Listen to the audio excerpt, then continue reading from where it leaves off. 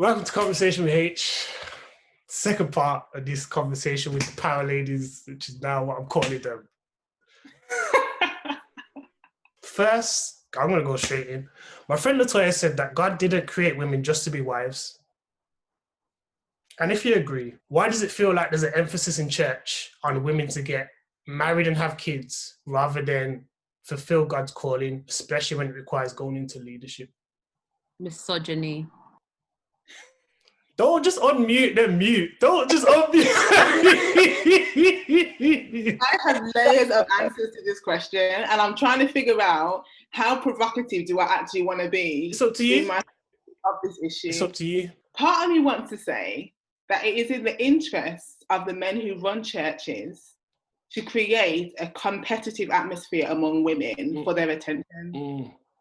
So rather than encouraging women to go after God and their calling, it works out very well for men to create a culture where women are competing for the few men that are in church. Because as I've seen in church, and maybe some of you can testify, men can have their pick, be having 2, 3, 4 women at a time, and that's seen as the norm. With no intention, no respect, not treating these women as sisters in Christ, as the scriptures tell them to do.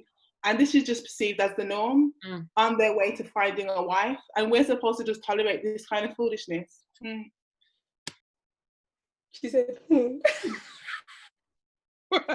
Selina needs to start drinking that drink, you know, because she keeps humming and Culture plays a huge role into it as well. I think culture and tradition based on not even like just scripture, because anyway, anyone that's still living under women shouldn't preach. You haven't read the text properly, but we'll have another conversation another day. But I think it's culture and tradition away from us Christian ethos. It's like, I can only speak for myself because I'm not West Indian as much as I think my accent bangs, isn't it, guys? Wow. Anyway. Sometimes. Jamaicans want to be rude today. Jamaicans? That's what we say in Ghana. All Caribbeans like Ghanaians. But anyway, sorry. I forgot my point now. But yeah, Ghanaian. It's like in my culture, men are kind of adored. So like even as a little girl, if my dad was coming home from work, I would have to like run to the door and go and get his briefcase and then bring water for him to wash his hands and then go and bring his dinner so he can eat it. When he's finished eating it, I have to take the plate and then bring the bowl of water so he can wash his hands. Then I have to go back and get the tissue so he can wipe his mouth. And that's how I grew up as a child. But I saw that tradition, that culture overlap into church, into my Christian context of going to a predominantly West African kind of church growing up. So I think that culture and tradition and the way that women have been looked at throughout history and so forth. Obviously, shout out Sylvia Pankhurst. We also want to shout out our Black sisters as well. So Yaa Santua fought for the freedom of Ghana, colonization, if you don't know who she is, I don't know where you've been. So yeah, so there's other women have stood up in history and so forth, but they're not promoted because we live in like a patriarchal world, a lot of misogyny.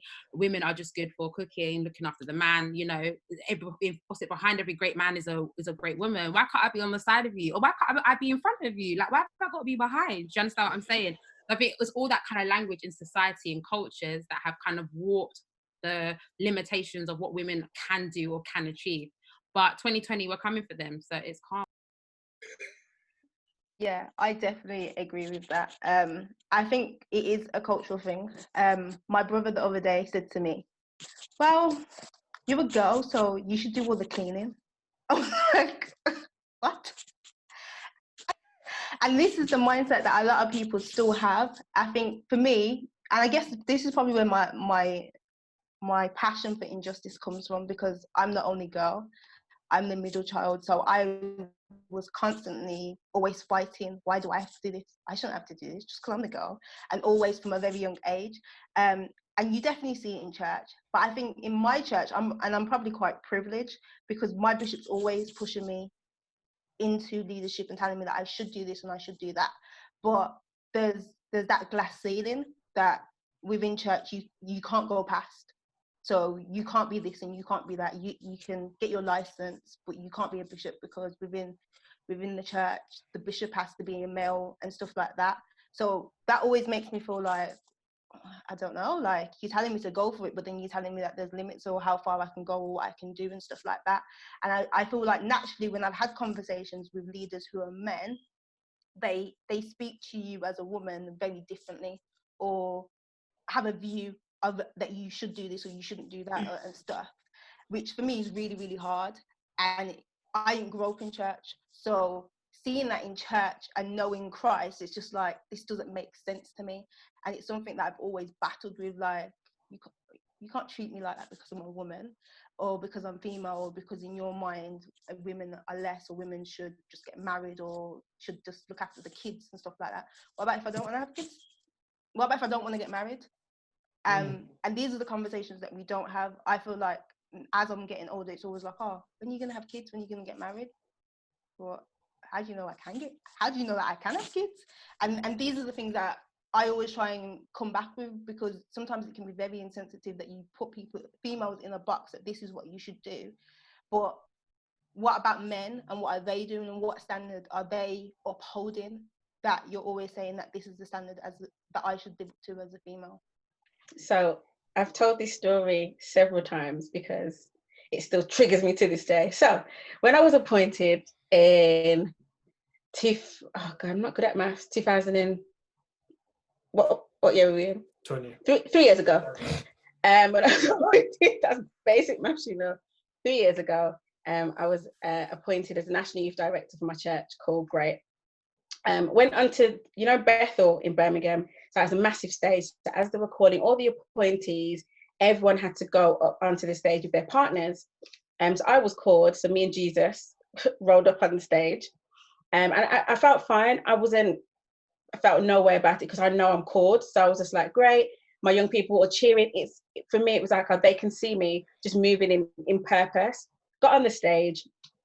And as I was stood there, a pastor's wife said to me, oh, maybe next time you'd be up here with your husband. When from being in a place of confidence and purpose, within seconds, it was shattered. Seconds, and the craziest thing about that, sorry to stop you, no, it's cool, is that was another woman talking to you. Right. It wasn't a man, it was a woman. And at the time, I wasn't as confident because I was so new to the role and I didn't know, what happens in leadership and how you can be treated. So I was kind of like, whoa. In that moment, I remember they called us down to go through a line of prayer. And my dad had just been appointed pastor or whatever. And I remember grabbing onto my dad so tightly because for that moment, I felt like I wasn't good enough because I wasn't a wife. And prior to that moment, that hadn't happened. And so since then, I think I've just made it a thing to, not because I don't want to get married, but Christ called me. I was born by myself and he called me. When he spoke to me, it was me by myself. And regardless of whether I ever get married or not, I've said it before, I know I'm valuable. I know that I have a purpose. I know that God is pleased with me whilst I'm by myself. If I ever get married, amazing. The two of us will push to continue to be in purpose. And I will not marry someone who doesn't push me to be what God wants me to be, not what they think I should be or what my church says I should be, but who God expects me to be. I'm not just going to be a wife. I'm still going to be doing ministry and I'm going to be supporting my husband as he supports me. And if I don't find someone like that, then yes, I'll stay single and happy and fabulous. Amen.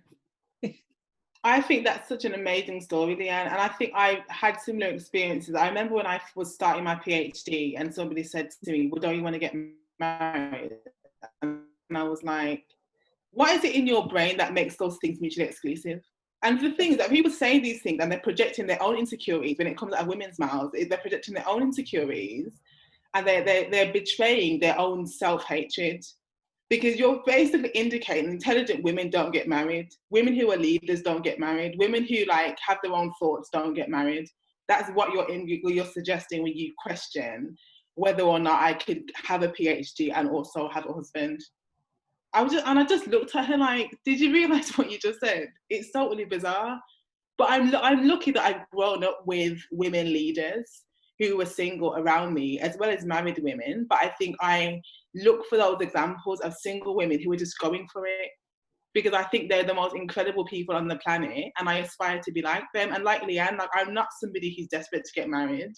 it will be nice, but if I don't get married, my life's still going to be amazing.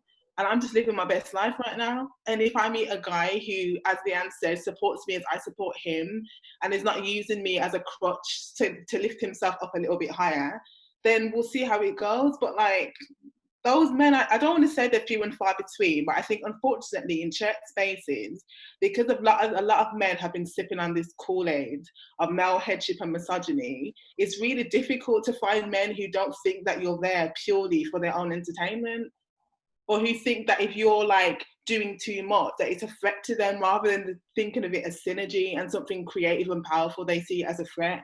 I'm not even going to be here trying to pretend to be less than I am. So, and if I'm your wife and I'm doing great things for God, surely that's a reflection of you being amazing too. Because when we get married, we're one. So when I'm winning, you're winning, because everyone's like, look at his wife. We're not against each other. We are one. So we are together. When I am great, it shows that you're an amazing husband, like supporting me as I am great. Exactly. So what would you say is the hardest thing being a woman in leadership? I love it. What's the hardest thing though? What's the biggest obstacle? For me, I think I don't see enough older women who, like, for example, I had to find a mentor outside of my own church because I wasn't seeing enough of a representation. This is probably gonna get me in trouble, of the kind of woman I want to be. And that's me being honest. Like, just because you're in my denomination, that doesn't mean I want you to coach me in how to navigate life and ministry, because actually when I look around, I'm like, okay, so you're his wife, you're his wife, you're his wife, you're his daughter. I just want something a bit more than that. So for me, it's seeing enough representation that shows other young girls that, yeah, I can be a minister, I can be leadership and be taken seriously because I'm called by God. So that's probably one of my biggest challenges. I think that's probably true. Most of the best mentors I've had have been men anyway. And I think that's because of what Lian's saying. And like women, especially in a church space, a woman who's married to a man who's the leader mentors you to be the wife of a leader. She doesn't mentor you to be the leader. Wow. So if you want to be mentored by a leader, you have to find men, because women are often just the wife of a leader. And they maybe can do things in their own space, but if you're talking about like taking primary responsibility for things, in a lot of Christian spaces, women don't do that. So actually, my best mentors have been men. And I'm a strong believer in that, because I want to break down the lie that you can't have healthy relationships between men and women in Christian spaces that don't have to be sexual. Like, I think we've got this weird obsession with sex that thinks that if you have coffee with a man or dinner with a man, it's going to lead to sex. It doesn't actually have to do that. You could both actually just respect each other as human beings. You could look up to him as a mentor, as an uncle in the faith, as a cousin, as a friend. He can see you as a friend, a cousin, whatever he wants to see you as, where you can both enjoy friendship together as male and female when sex has nothing to do with it. And I really want us to get used to having that kind of ethic in our Christian spaces, because when you have a situation where only women can be mentored by women, it undermines our development, because we haven't had enough generations yet of primary leaders who are women. And I think that holding to that kind of like strictness undermines our leadership. Obviously, be sensible. My radar is on 100 at all times. My intuition does not lie to me. If I meet a man and I can detect a bit of iffiness a long way off, we won't be having mentoring coffees. You get it. The Holy Spirit will whisper in my ear and tell me, not this one, Selina, and I won't see you again. But there are amazing men out there who will mentor you as a young woman with appropriate boundaries in a safe way, and you don't have to worry about like weirdness. And also, we're not trying to get everyone's husband either. So some of these ridiculous... They for them at the back, please. Say that again. They for them at the back, please, because somebody didn't hear that. We're not out here trying to steal people's husbands. Conversation with Haych finished just like that. Thanks to Selina. Anyway, Tia, if you wanna just jump in on, because Selina's just drinking this water and it's just not helping. It's just not helping. It's not cooling her down. Nothing. It's adding to her. topic is not a good one for me because I lose my senses. It's like I'll just say anything. Oh gosh. I'm gonna behave now. I think for me, it is constantly having to fight, but also not compromising who I am and who I stand for as a female in that position. And when I say constantly having to fight, as I mentioned, I'm the only girl. I've got 5 brothers. I grew up with 2 of them. So I'm always constantly having to fight for justice, essentially, in that aspect of being a female. So I think it's also, it's a challenge to constantly have to keep reminding people of what it should be, constantly. And then even just the hierarchy of church and stuff like that, and what you can do and what you can't do. It's for me, it's that battle of, oh, this again. Oh, the reason why you reacted that way to me was because I'm a female, and knowing that if it was a man in that situation, that it wouldn't have been the same thing as well. And not allowing that to affect me, I would say, is probably the biggest battle of dealing with these situations, and not allowing it to shape who I see myself and where I'm going, or where God has called me to go. Esther? I think mine, I've been labelled rebellious everywhere I've ever been, in all the churches, jobs. Rebellious? You? Yeah, me, a whole me, can you imagine? God, I'm constantly labelled by men and women as rebellious, and I think it's because as women, we're meant to just nod and say yes, or challenge in a very kind of courteous, gentle kind of way. So those of you that have ever been challenged by me, obviously no one on this Zoom right now has been challenged by me before, because I'm not challenging. Wow, God forgive them all, Lord, let them repent. I like to challenge things. I like to get to the root of, why do you think like that? How did you come to that conclusion? If I don't agree with you, I'm going to tell you in the most kindest way I don't agree with you, and tell you why I don't agree with you. And when I've been in spaces where there's male church leadership, and you've got me who looks like I'm 17 years old, number one. 2, I'm a woman who then says, I don't agree with that. It's almost like some men, their whole body just collapses, and they look at me like, who are you to say that you don't agree, as though my voice doesn't count because I'm a woman and I look young and I'm meant to come in some courteous, rounded kind of way. But when the bishops and the men of God are speaking and they're cussing each other and stuff like that and saying, no, I don't agree with that, or whatever, it's okay. But once I speak, it's such an issue. I remember this time I was in America. Please, if this pastor's watching, I still love you, but everyone's got to be exposed to that point. And I remember we were talking in the back, and someone said, someone laid hands on someone and they fell out. So the other bishop said to him, was that a real fallout, or was it a courtesy fall? If you don't know what a courtesy fall is, we'll teach you another time. So he said, it was a courtesy fall, yeah. And then they were all like, I knew it, you Nigga, da, da, da, and they were calling each other. And I thought, as men of God, I really don't feel comfortable with you using that word. So I challenged it. I was like, but how do you not feel so comfortable using that word as men of God, as Christians, whatever? And it was as though everyone looked at me like, you are a woman, shut up. These are men speaking. You shouldn't have a voice. And I just don't understand why there should be a hierarchy in any form of conversation, why women can't challenge things, why women can't help to strategically plan things to move forward, why women are always called to helps. It's good for us to be head of ushers and head of anything like the cleaning team. We can be head of singing teams. Head of ushers. Huh? Head of ushers. Yeah, women are always head of ushers. I've yet to go to a church where I've seen a man that's the head of ushers. I've not seen it. Like, if it's your church, God bless you, but I have not seen that in my church. It's all the helps ministries, like the head of the cooking team is a woman. So long as it's a help department, it's a woman. If it's like a strategic planning, like, okay, we need the operations managers and all of that, it's never, the church never calls the women to the forefront unless it's to help and support those that are making the decisions to have food in their meetings. So I think that there's a whole paradigm shift that needs to take place. I think men need to see women as equal. The only difference is our genitalia. And I won't name what our genitalia is, because I know that Hayden will chuck me off the thing. But it's our genitalia, but our blood is the same. We all have the same chromosomes. It's the same sperm that needs to hit the egg. There's just no difference apart from our genitalia. And I'll say genitalia one more time, because church people need to teach about genitalia, because I work in sexual ethics and we need to be comfortable talking about genitalia. Cool. All right. Do you feel peer pressure when you see like your peers kind of getting married, having kids, and you're doing your thing?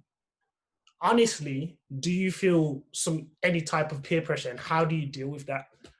I think I'm too old for it now. Okay. I'm 32 years old now, and my cut-off date for getting married and having my first kid was 30. So when I got to my 30th birthday, it never happened. I felt like this weight just like lifted off my body. And I went through my 20s, I went to weddings and felt like, man, am I going to get married? Am I going to meet someone? And then I feel completely fine. And I go to another wedding or wedding season, and I'd think, oh my gosh, man, like, is it going to happen for me? When is it going to happen? And then I suddenly realized that married people didn't look that happy all the time. And then I realized, like, actually, there's no one's life who I'd trade for mine. Like, I know my life and I like my life. There's no married woman I know who I think I'd love to swap lives with you. So you couldn't realize that actually that change of marital status is just one element of your life. The rest of it's still the same. Your sense of contentment and joy is still the same. Your job is still the same. Your mental health is still the same. Your well-being is still the same. It's only now that you're going to bring all of who you are to be all of who all of they are. And that's the change. And I think sometimes there's a kind of attachment that's made that kind of being married is going to do this to you or make your life improved in these kinds of ways. And of course there's things that change, but I don't feel that sense of I need to do this to make me feel happy, because my life is amazing. So I don't feel the pressure now that I felt when I was younger, which is not the way around that I thought it would go. I thought I'd feel worse now. You thought you feel more pressure now because you're... But I actually feel better. Okay. I think for me, I don't feel the pressure. I definitely feel like the questions is asked more now that I'm getting older. My mum's telling me that she wants to have grandchildren and all of this stuff. But I think for me, I'm a practical person in terms of when I get married, that means I've got to do all of these things as well. If I have a child, I've got to be there for that child for the rest of their life. And I think I always think about, can I actually do this? Like, it's one thing people telling me, oh, you should get married, you should have a child, but are you going to be there after the wedding? And bills have got to be paid, and decisions have got to be made, or children have got to be had, or delivery's got to be, are you actually going to be there? So I think for me, as much as people are more talking about it, I know where I am and I know where I want to be and how I want certain things to be in my life. So I don't feel the pressure in terms of, oh, my days, I need to find someone and I need to get married and I need to have kids. I probably feel the pressure of different things that I want to achieve in my life. But I think for me, I know being a female and doing the things that I'm doing can be very intimidating for some people. So I guess it's also, is there anyone out there that I actually see myself doing life with as well? Because when we talk about marriage, you're talking about forever. I don't believe in divorce, so we're doing this to the end. And I think that probably means more to me to find the person that I can do life with than to focus on getting married and having kids. For me, that's the initial thing. Because you don't want to settle like some people have. No. Next. Hey, didn't that put like a I was like, who you mean?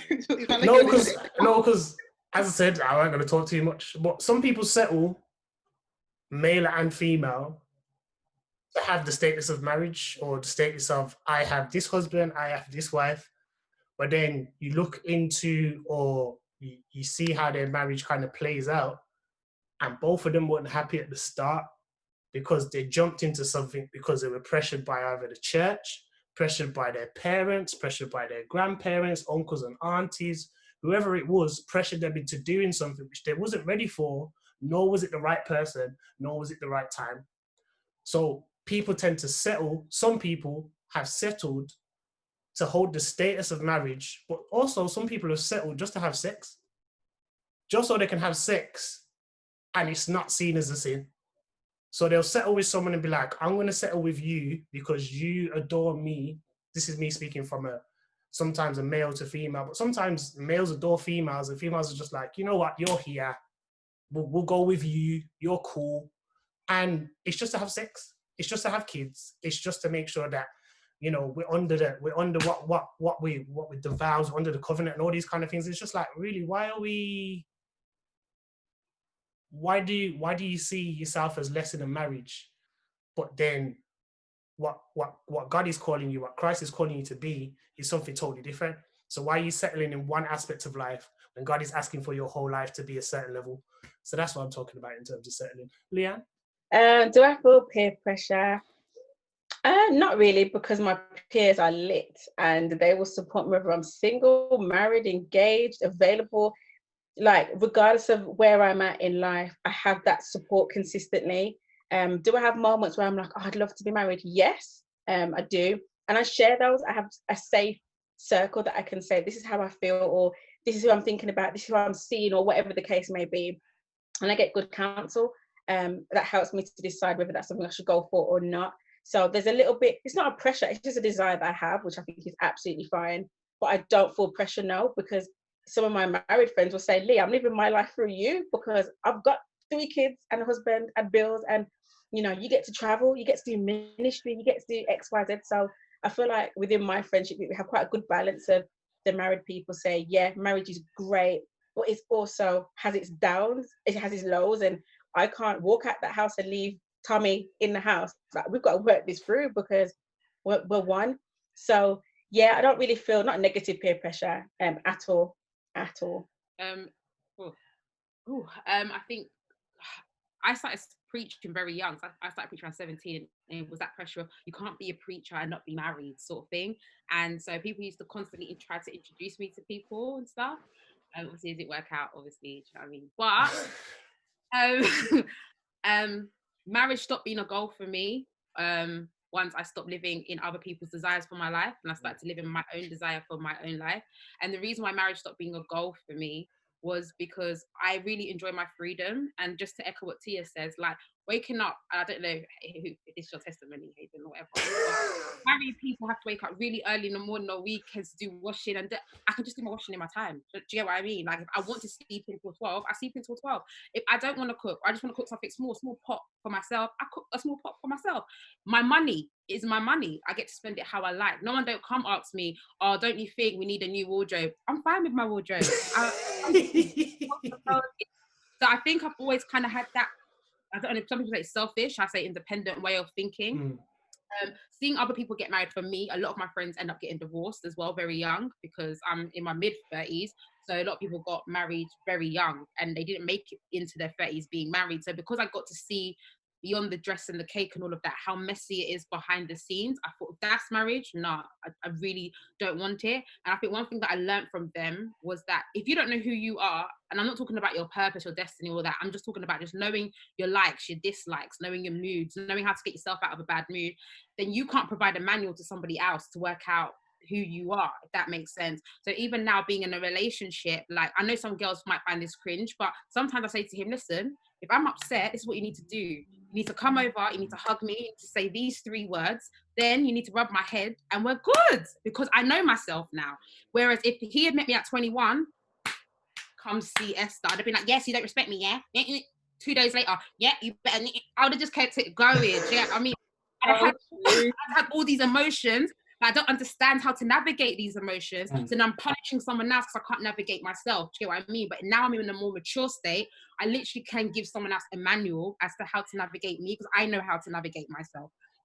So for me personally, similar to what everyone said, especially Selina, especially when you hit the 30 count, welcome Lian, welcome to the 30 club. It's the best club you ever been in. Once you hit the 30 count, it goes up. Totally, you're like, what will we doing? Do you know what I mean? Like hitting the 30 camp, I just don't care. You know, I really don't care. And most people that are married in the church, I'm sorry, and if this is not your testimony, please comment below. But if this is your testimony, then we're praying for you, we're fasting for you, we're praying for your deliverance. But most Christian marriages are miserable. Come on, like, you can't even hold hands in the church. They don't kiss each other. They don't pinch each other's bums. Pastor's wife looked like she got constipation, very serious. Pastor looks like, I don't know, he has to iron his own shirt. Like, everything's just so miserable. They need to go and see Tia for counselling. Do you get what I mean? Like, all PK kids have issues. It's just a lot. So I think just with the example of what church has painted to me for marriage, it's not really made me think that's what I want. If I can be even more honest, I even got to a point where I was like, God, I might have to marry an unsaved man. That's what I used to think. I might have to. I've been there still. I've been there. Thank you. Like, I actually thought maybe an unsaved man would be better, because then at least we can enjoy life and go roller coaster. We can just live. We can go and party one night and just, do you know what I mean? So yeah, that's just me being honest. Why? So would you say, why? So would you say, in terms of when you had those kind of thoughts about married an unsaved man, was it kind of like the shackles would be off with him compared to if I married a Christian man, it's going to be a little bit dry? You know what? I have to echo a little bit of what Esther said, about I feel like in our church spaces, we haven't seen couples formed out of mutual like for one another. I think it's a generational thing where I feel like in our parents' generation, it was like, we go same church, you're saying, I'm saying, let's do this. You're single, I'm single. Maybe we go to choir together. That's about all we need to have in common. Yeah. Because they're 21, 22, they haven't lived, they haven't done anything, they haven't known themselves. When you're like this age, you know yourself, you know the kind of personalities you get on with well. You're looking for more than just, can you quote this Bible verse? And what did you do in devotion this morning? You're looking for like, have you lived abroad? Because I've lived abroad. Have you traveled? What are your interests? What is it that you experience in life? You must can cook because you're a grown man. So that kind of question isn't even a question now. You've been eating for the last 30 odd years, so you must be able to cook. You must be able to wash clothes. Like the things are very, very different. And I think we're looking for a kind of compatibility that's more of that, like that soulmate kind of connection. It's not just like, oh, we're kind of both single and we're in the same church. And I think it kind of bar's been raised now for like what we're willing to say, I'm going to do this for the rest of my life. Because the rest of your life is a long time, Like, even if I got married like this year, that's a good like 50 odd years, God willing, of the same face every day. It's a lot, And 32 is late for people to get married, imagine. Late, How important is it then for you as the individual to make sure that you're, as Esther said, know yourself before even entertaining, not even talking about marriage, even entertaining the opposite sex in terms of in that kind of relationship? I think it's very important, says the single one. But what Esther said, I feel like honestly it's what Esther said, but that's my sis. Like everything she says is just 10, yeah. But in terms of just knowing what you like if like when I was a bit younger and had a boyfriend, I didn't know about love languages. That wasn't something that people spoke about. So for example, he would always buy me expensive stuff. And in my head, I'm thinking, are you all right? All I wanted was a hug. All I wanted was for you to be here so we can talk and have tea and Jaffa cakes. That's all I wanted you to do. But you bought me an iPad. Whereas now, at 30, I'll be able to tell you, listen, don't waste your money on those things. It's better you go and buy the Jaffa cakes and the tea bags and the milk, and we sit down and have an hour together later on Thursday. Like, I just know what works. Why am I going to make it harder for you to make me happy? That don't make sense.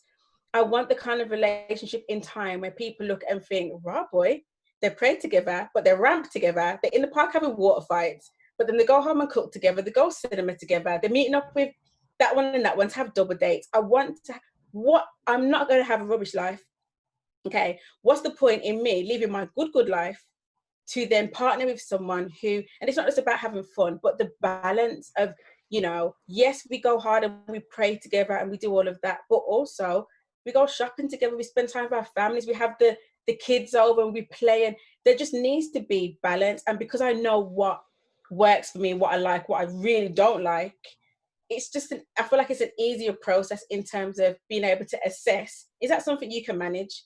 Because I'm very emotional. If you don't like people that cry, this ain't going to work because I'm going to cry every week and that's going to bother you. And if that bothers you, cool, it's probably not going to work. Whereas when I was a lot younger, I didn't have that confidence in just being able to say, this is who I am. And if you don't, how many billion people are in the world? You're telling me there's not one for me that will put up with me crying and X, Y, and Z. Get out of here, man. And I used to believe that, if I don't find them by 25, it's not going to happen for me. That's a lie, man. Like, it's so much better at this age because I know what works. So I think it's very important, very important. Tia? I would also agree. I think it's extremely important. And I think since being on my counselling course, I've learnt so much about myself and who I am and why I do things and why I think the way I do. So if I was to would have got married younger, I'd be a completely different person. But just as Lian said, it's really important for you to know who you are and what you stand for and what you're not going to allow and all of that. So when you meet that person, you know what's important in terms of what you can handle as well. Like, I know that there's certain types of people that it just wouldn't work because I know me, and I know me at my worst, I know me at my best, I know me when I'm all right. Do you know what I mean? So people might see like one version of you and be like, oh, this person will be great for you, but me knowing me, I'm like, it just wouldn't work. I know that I get really irritable, so I know the type of people who I can have around me and who I can't have around me as well. So I think it's really important, just not even just focusing on marriage, but just interacting with people and going about in life, that you really know yourself. So I think it's extremely important. So what encouragement or advice would you give to someone who's having a similar kind of battles in their head of, I want to pursue God, I want to do what God's calling me to do, and I want to do all these things, X, Y, and Z, but I'm feeling pressure to get married, I'm feeling pressure to have kids, I'm feeling all these different types of things. And it's all ages. It's not just 20s, it's not just 30s, it's 40s, it's 50s. People thinking, this is my last shot, X, Y, and Z. So what advice, I want individual answers, what advice would you give to those people? Esther took a sip of drink. All right, praise God. I think it's a difficult one because they're all different stages. Yeah. A woman who's 50 ain't going to listen to me telling her what to think about this because she's 20 years ahead of me. Pause that. You say that. However, your encouragement and advice could spark something in them, which makes them think, oh, you know what? Let's do this. Granted, we're at two separate spectrums of our journey. However, you could say something called encouragement and think, this is where I'm at, even though we don't match up in age or where we are in life. I can still take the encouragement that Selina gave me because that's going to help me in X, Y, and Z. So don't limit yourself to thinking, because I'm this age, I can't encourage person X. I think I would just say, like, anything can happen at any time, first of all. So, like, I don't feel like God's looking with a timeline being like, this is the deadline. We create those things, and I don't feel like God's working to that schedule. So anything could happen at any time regarding this. But I'd also say the best thing I did was come to terms with the fact that I might never get married and accept that, embrace that, accept that, and come to terms with it and decide, what is Selina's life going to be now? Instead of living in the shadow of, but when I get married then, all that foolishness, I just stopped it. I wanted to go to Rome and Venice, so I went. I wasn't saving that for a vacation. I decided I want to go to Venice, and I want to go on a solo trip to Venice. And I made friends in Venice. I went to Rome. I did the same thing. I started saving things for when I get married then. And I started to just live my life as I would live it if this was going to be me forever.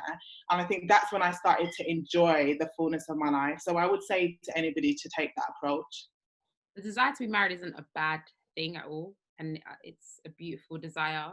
However, this is what I say to some of my single friends, is just check your motive. Like, what is it about marriage as to why you want to get in there? Because number one, if marriage is an idol for you, like it's the epitome of you finding significance, that's a dangerous thing to put on marriage, because marriage won't give you significance. It will just give you another person who's also trying to find their way in life. And now you have to take on their load, good and bad. Two, it doesn't determine whether you're lovable. And I think that's a big pressure women put on themselves. Like, oh, they're married because they're lovable. I'm not lovable. No one wants to love me, which is a life from the pit of hell, because you are lovable. And minus the husband, there are other people in your life who love you. God created us to be in community, to be in relationship. And I think sometimes that marriage preach can take away from those people that absolutely love you and will do anything for you. And we put it into a man. And let me tell you this, as a woman that has a man, he is not Superman. He's not going to save you. He's not rescuing you from a castle. He's not coming on a Trojan horse, take your insecurities away and give you security. It doesn't work like that. Your insecurities are even more magnified in a relationship. Your ugly side comes out. It manifests. You're like, I thought that went in the baptism pool, and certain cuss words are coming out your mouth, and you're like, wow, so that's still in there. Because that person will really test you, like make your flesh rise.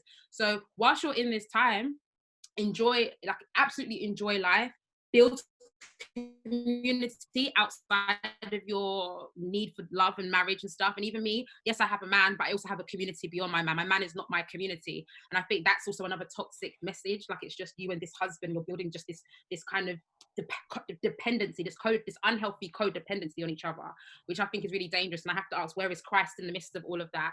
And also, like, for the sisters that only go to church and don't do nothing else, no wonder you're not married, because you need to get a life. And I'm saying that with all due respect. I've seen a lot of women that I think are beautiful, like stunning, and they're a lot older, than their 50s and their 60s, and all they do is church. They only go church conference, they only go women's ministry, they only go Bible study, where it's predominantly other women. So I would encourage them to build a social life, get out there. I would encourage online dating as well. I know it sounds crazy, but I would encourage it, because at the end of the day, you're going to build relationships with other people. And I think last but not least is know who you are. Because after you said I do and life and all of that, that's all you're left with. After everything that's happened, babies, this, that, and the other, all the other labels, you knowing who you are is what's going to anchor you in Christ. That's what's going to get you through all the hard times, the good times, the celebratory times. So I think that marriage is great, but it's not the end of the world. And you've got purpose, you've got destiny, you've got worlds to travel, you've got jobs that you haven't had yet, you've got money, secure the bag that you haven't secured yet. Just like live your life. Like, yeah, just power to the people, man. Yeah, Wakanda for life.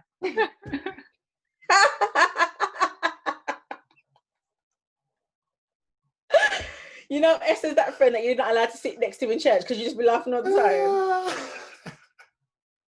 time. My advice would be that as much as we're saying, oh, live your best life, be single, be happy, but be honest. Like, if you want to be married, that's fine. You don't have to lie about it, just that people, you know, accept how you're feeling. Be honest. Don't be team too much though. Don't every time I ask you how you are, I just want to be married. No, that's team too much. Rule that in a little bit, but be honest. It's okay, and be honest with God. He knows what we need before we ask. He knows the right time. He knows, you know, everything ahead of time. So trust that if he's going to give you good things, and that's your desire, in his time, and if it's in his will, it will happen. But I do think also have your own goals, have your own setup, and just smash those goals. Like, just have a focus, because if you make the marriage thing your priority in everything, you will find yourself so dissatisfied and so frustrated because you're not meeting that expectation when you expected. But actually, there's always going to be a bigger plan for you. And if you've got that in mind, but you're still, you know, traveling, going out for dinner, whatever you like to do, sports, gym, all of that good stuff, whatever it is, do those things. Be happy by yourself, because as Esther said, the man isn't going to bring you the happiness, you know. The man isn't going to bring you the completeness. The man isn't going to, you know, work on those insecurities and the reason why you go through every man's phone. Look at yourself, sort yourself out first, so that when you meet the other person, it's not going to be easy, but it's going to be easier. Use your time wisely. Look after yourself. Comb your hair.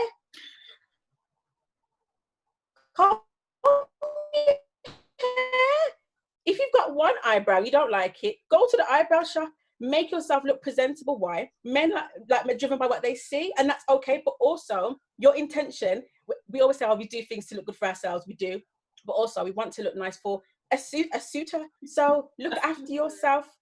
A suitor, look after yourself, present yourself well as you can, and just be you, man. Just keep your eye on the goal. God knows what you want. You don't have to lie about it, so that people accept your perspective, and just trust him. And just, yeah, that's all I would say, really, because that's what I'm doing. I say that because that's all I can do as well. So yeah, I won't say anything to you that I wouldn't do myself. That's so. Can I add something, Hayden? Sorry, Tia. I wanted to say, yeah, therapy is amazing. Yeah, I started going to therapy. The best thing I ever did for myself. I was on a date once, yeah, and I got triggered, and I decided I need to go therapy, yeah, and work through some stuff. Best thing I ever did for myself, like get that emotional baggage checked, because you don't want to be dragging that around relationship to relationship, and we all pick up stuff that we don't even know we've picked up, and then we react to people because of the person before. Listen, therapy saved my whole life. It's beautiful. Second thing I wanted to say was women are also driven by what we see, yeah. So God, 1,000. Yeah, but it's true. But I think like and this is another myth I've heard in church. Women are about the heart, men are about visuals. Listen, I'm not even gonna say nothing now. Just take care of your business. Great. Yeah, here. 3 words: tall, dark, handsome. Listen, that dark-skinned brother. Yes, please. Whoa! The conversation's going left. The conversation's going left. We don't know who's gonna see this. Handle your business, please, because women out here getting their education.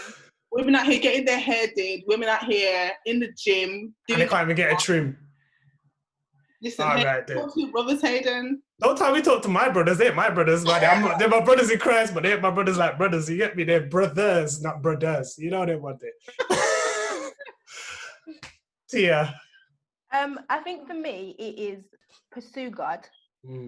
I think it's understanding what your desires actually are, not the ones that other people have projected onto you, not the ones that you then fear, but what are your desires? What do you actually want out of life?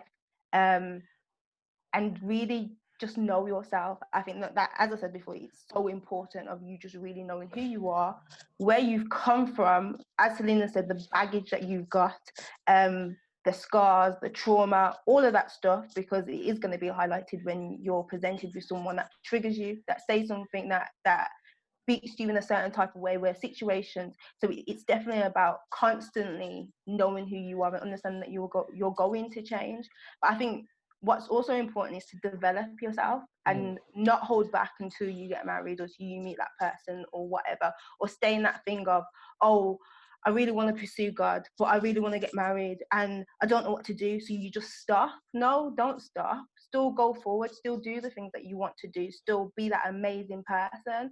And who's drawn to you will be drawn to you. And it's, don't settle.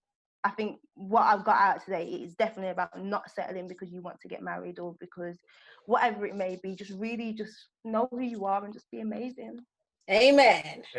Now I'm going to collect the offering. Wild lady. Don't settle. Don't settle. Don't settle.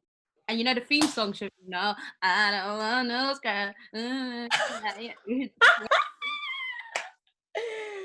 Boy, that was said by the Bishopess, you know. Just want everyone to know that, okay? Okay, good. Imagine putting no scrubs at the start. People, I might put the instrumental, you know, them one day. That is so ladies, power ladies, thank you very much. Hopefully, I know this is going to do what God has intended it to do. Open, honest, transparent conversation. I want to say thank you to Esther, thank you to Lian, thank you to Selina, thank you to Tia. This has been Conversation with Haych, the panel, the final episode for this series. So you won't see my face for a little while. But yeah, thank you guys again for tuning in. And yeah, season 2 soon come.